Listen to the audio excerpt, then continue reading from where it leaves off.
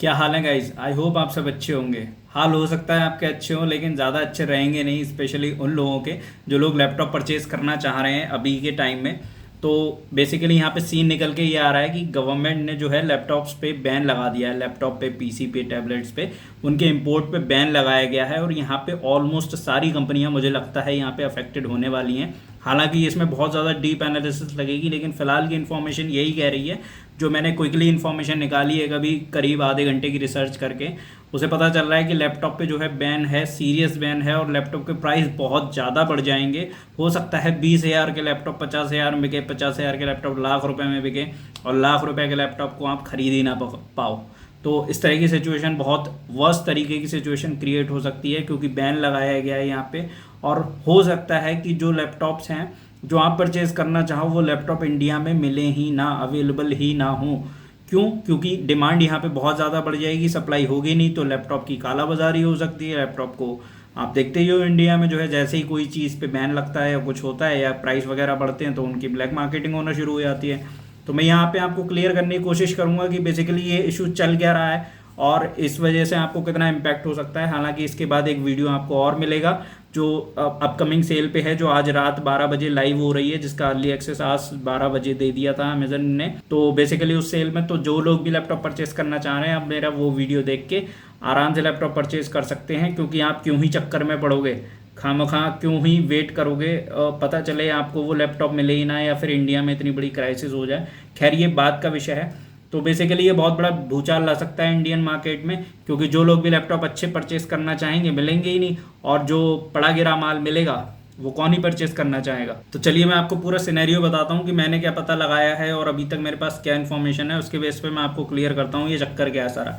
देखिए, इंडिया में जो लैपटॉप है ना उसको पूरी तरीके से लाया नहीं जा सकता। मतलब बाहर से, जैसे कि आपने देखा ही होगा जो भी कंपनीज हैं वो बाहर से लैपटॉप इंपोर्ट करती हैं, चाहे आसूस का लैपटॉप हो गया, लेनोवो का हो गया, एसर का हो गया, या एचपी का हो गया, डेल का हो गया, किसी भी कंपनी का लैपटॉप हो गया। इंडिया में ज़्यादातर लैपटॉप्स की मैन्युफैक्चरिंग नहीं हो रही है, बाहर से ही मंगाए जा रहे हैं। मैन्युफैक्चरिंग भी होती है तो क्या होती है, यहाँ पार्ट थोड़ी ना बनते हैं, पार्ट बाहर से लाए जाते हैं या असेंबल किए जाते हैं। तो बेसिकली यहाँ सीन ये चल रहा है कि सारी कंपनीज भी असेंबल नहीं करती होंगी, मुझे नहीं लगता बहुत ज़्यादा मास लेवल पे यहाँ पे असेंबल हो रहा होगा। स्मार्टफोन तो चलो मेक इन इंडिया में क्या है, पार्ट मंगा के ये लोग जो है यहाँ पे स्मार्टफोन को असेंबल कर दे रहे हैं, बट लैपटॉप का मुझे लगता नहीं। बाकी रिसर्च करूंगा और ज़्यादा तो पता चलेगा, देखता हूँ कैसे क्या रहता है। तो टेस्टिंग के लिए फ़िलहाल 20 पीसेस तक लाए जा सकते हैं। टेस्टिंग से मतलब जैसे कोई रिसर्च वर्क है या किसी कंपनी को अपने इंजीनियर्स के लिए, सॉफ्टवेयर इंजीनियर्स के लिए लैपटॉप चाहिए तो वो लोग ला सकते हैं 20 पीसेस तक। बाकी जो है अगर आप कहीं किसी फॉरेन कंट्री में ट्रैवल करने जा रहे हो, दुबई जा रहे हो, कहीं जा रहे हो, तो अपने साथ कोई एक मैकबुक या कोई भी लैपटॉप का पीस, एक से ज़्यादा तो मेरे ख्याल से अलाउ नहीं होता है, तो वो एक कम से कम ला सकते हो परचेज करके अपने पर्सनल यूज़ के लिए। वो शायद आपके ही नाम पे बिलिंग होनी चाहिए उसकी। तो जो भी कंपनीज हैं इंडिया में अब लैपटॉप सेल करना चाहती हैं बेसिकली इंपोर्ट करा हुआ, तो उनको लाइसेंस लेना पड़ेगा।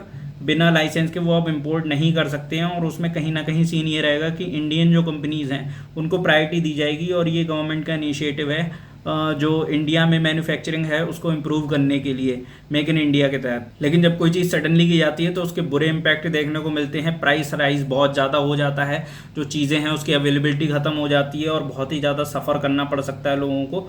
तो यहाँ पे क्या है, जितनी भी डिवाइसेज हैं, जितनी भी कंपनीज़ हैं, ऑलमोस्ट ऑल सारी की सारी कंपनीज अफेक्ट होने वाली हैं। एचपी, आसूस, एसर और जितनी भी कंपनीज़ हैं जो भी आपके दिमाग में आ सकती हैं। लैपटॉप, सिर्फ लैपटॉप नहीं है, लैपटॉप चाहे गेमिंग लैपटॉप हो गए, चाहे नोटबुक हो गए, चाहे स्मॉल फॉर्म फैक्टर वाले लैपटॉप हो गए, अल्ट्रा बुक हो गए, ऑलमोस्ट हर तरह के लैपटॉप पे यहाँ पे जो है इंपोर्ट पे बैन लगाया गया है।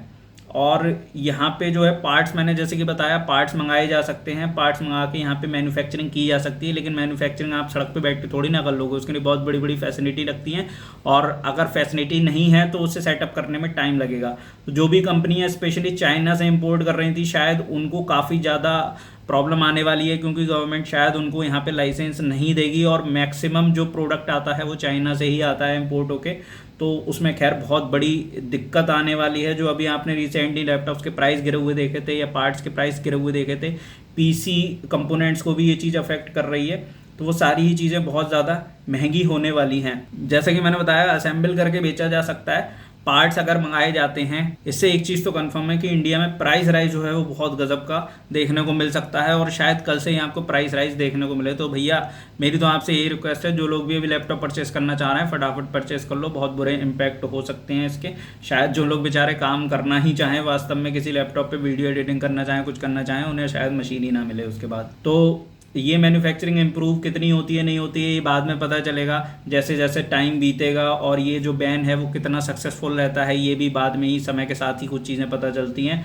और 6.25% लास्ट ईयर के कंपैरिजन में इस साल जो है वो इंक्रीज़ हुआ था इम्पोर्ट। इस वजह से गवर्नमेंट ने यहाँ पे एकदम स्ट्रिक्ट एक्शन लिया है और सोशल मीडिया पे यहाँ तक बातें कही जा रही हैं और बहुत से एनालिस्ट ये भी कह रहे हैं कि ये जियो बुक को कहीं ना कहीं फ़ायदा पहुँचाने के लिए चीज़ हो सकती है।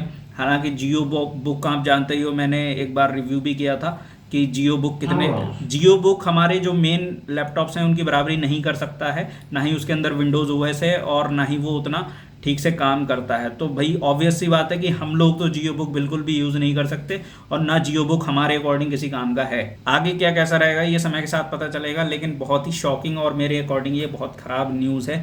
लेट्स सी आगे क्या होता है। और डेफिनेटली लॉन्ग टर्म में तो इसके हमें अच्छे इम्पैक्ट देखने को मिल सकते हैं, लेकिन इमीडिएट इफेक्ट नोटबंदी की तरह काफ़ी ख़राब भी हो सकते हैं कि पता चल रहा है कि लैपटॉप हम यहाँ जेन्युइनली चाह रहे हैं परचेज करना अपनी पढ़ाई के लिए, अपने इंजीनियरिंग वर्क के लिए या फिर अपने किसी भी कंटेंट क्रिएशन के लिए, बट हम कर ही नहीं पा रहे हैं। तो गाइस फिलहाल आप बताओ नीचे कमेंट करके आप क्या सोचते हो। आपने जो इधर उधर चारों तरफ न्यूज़ सुनी होगी, आपको क्या लगता है, प्लीज़ अपनी प्रतिक्रिया नीचे कमेंट में ज़रूर दें। मतलब कम से कम एक कमेंट ज़रूर करें जो भी आपके मन में आ रहा है, कम से कम हमें आप लोगों की प्रतिक्रिया पता चले और आगे अगर हम कोई मूवमेंट चलाएं या हम कोई बात करें तो एटलीस्ट आप हमारा उसमें साथ दें। तो चलिए अपनी प्रतिक्रिया ज़रूर दीजिए। मैं मिलता हूँ आपसे अपने नेक्स्ट वीडियो में जो मैंने डील्स पर बनाया है और उसमें मैंने बहुत अच्छे अच्छे लैपटॉप्स आपको रिकमेंड करे हैं। मैं बहुत ज़्यादा इंटेंस रिसर्च के साथ आता हूँ। तो चलिए मिलते हैं नेक्स्ट वीडियो में बढ़िया टॉपिक के साथ। तब तक के लिए नमस्कार, जय हिंद।